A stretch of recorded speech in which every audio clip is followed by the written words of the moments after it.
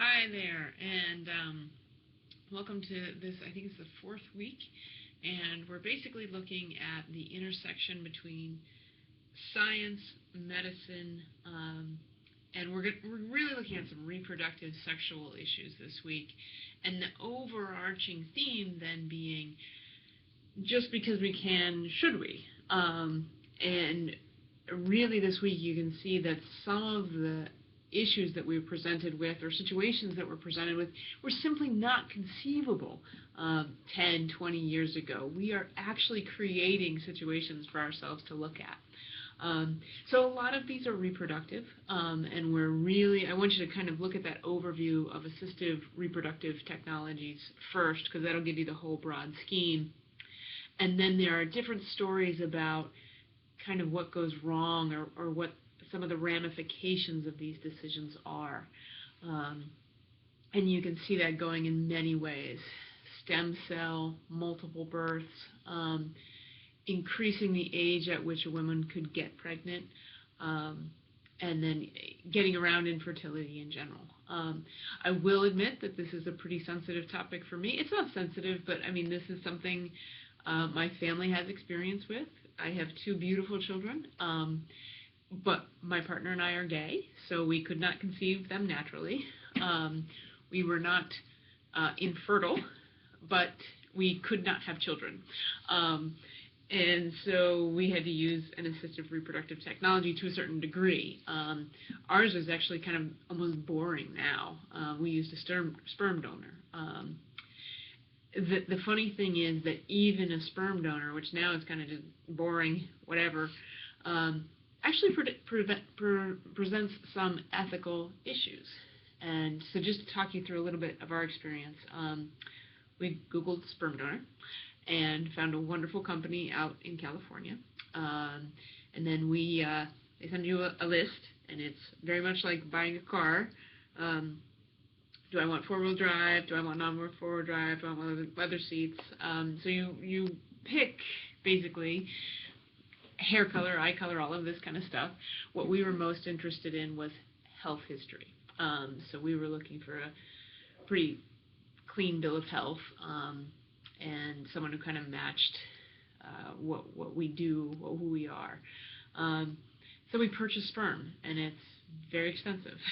And then it comes via UPS, and you do what you do with sperm. You just do it artificially. And we have two beautiful children. They're from the same sperm donor.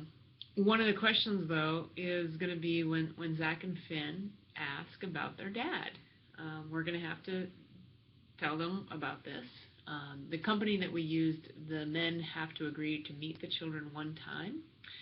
So they do have that option if they want to. That'll be a tough question for the kids to kind of wrestle with.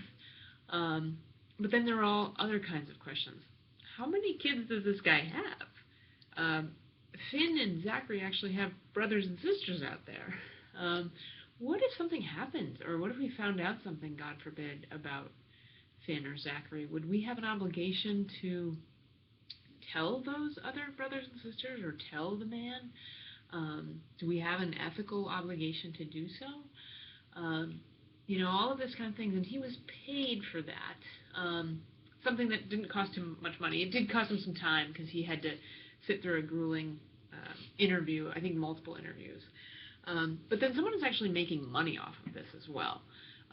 So this is more like, this is a commerce. And we weren't buying shoes here. We were buying a genetic imprint. We were buying half of what it takes to make a person. It's a little beyond even live tissue. It's illegal to sell kidneys, but I can buy sperm. Is that okay? And it did actually come from California, so now we have interstate commerce of sperm. So we have all these, different kinds of things that are going to come up. And this is relatively tame. Same thing when you look at something like surrogacy, which has been around for a while, and it sounds kind of at the front very straightforward. Someone is going to carry your child for you, the matching of the egg and the sperm, but someone's going to basically carry that for you.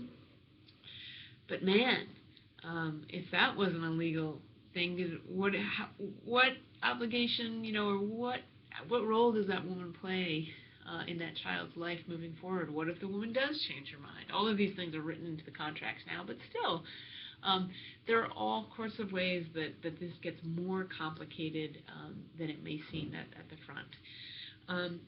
So this week we're looking at these issues at face value and then trying to go a little bit deeper. We're doing more and more of this.